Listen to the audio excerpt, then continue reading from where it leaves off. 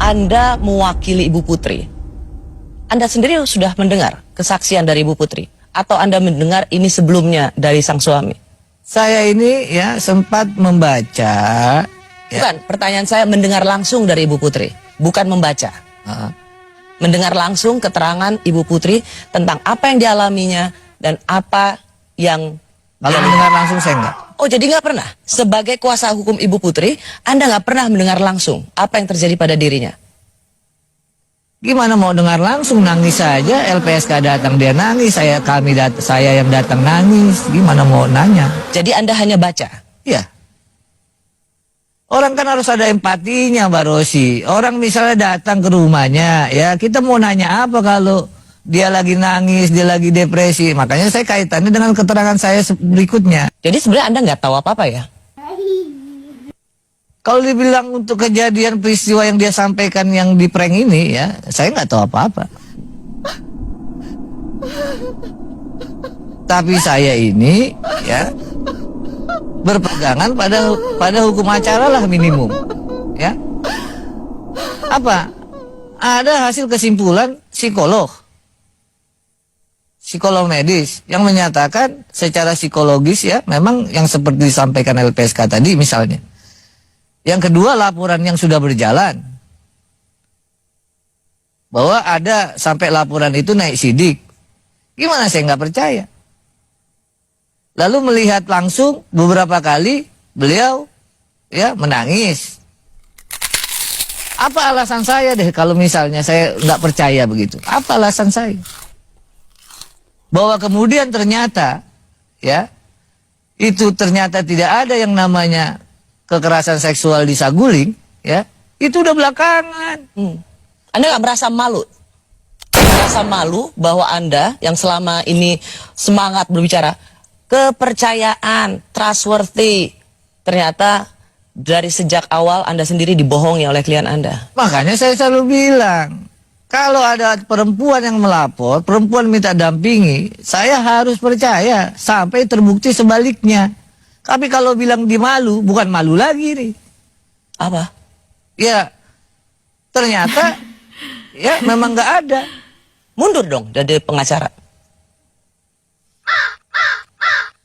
Ini kalau mau mundur, ya, ataupun misalnya saya ini ya, saya harus ngomong juga secara langsung, begitu. Kalau Anda mewakili Ibu Putri, Anda sendiri sudah mendengar kesaksian dari Ibu Putri? Atau Anda mendengar ini sebelumnya dari sang suami? Saya ini ya sempat membaca. Bukan, pertanyaan saya mendengar langsung dari Ibu Putri, bukan membaca. Mendengar langsung keterangan Ibu Putri tentang apa yang dialaminya dan apa yang... Kalau mendengar langsung saya enggak. Oh, jadi nggak pernah? Sebagai kuasa hukum Ibu Putri, Anda nggak pernah mendengar langsung apa yang terjadi pada dirinya?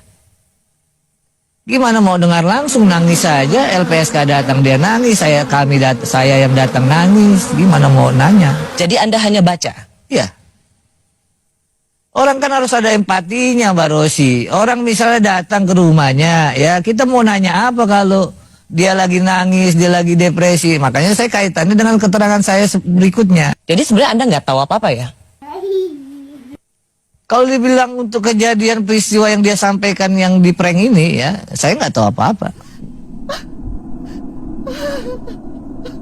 Tapi saya ini, ya berpegangan pada hukum acara lah minimum, ya. Apa? Ada hasil kesimpulan psikolog medis yang menyatakan secara psikologis ya memang yang seperti disampaikan LPSK tadi misalnya. Yang kedua, laporan yang sudah berjalan bahwa ada sampai laporan itu naik sidik. Gimana saya nggak percaya? Lalu melihat langsung beberapa kali beliau ya menangis. Apa alasan saya deh kalau misalnya saya nggak percaya begitu? Apa alasan saya?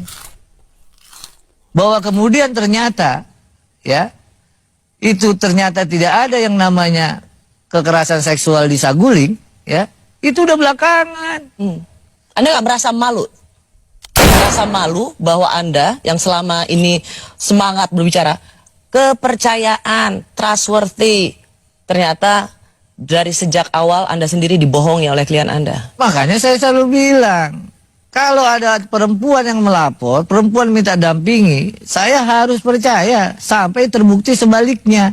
Tapi kalau bilang di malu, bukan malu lagi nih. Apa? Ya, ternyata ya memang nggak ada. Mundur dong dari pengacara. Ini kalau mau mundur, ya, ataupun misalnya saya ini ya, saya harus ngomong juga secara langsung, begitu.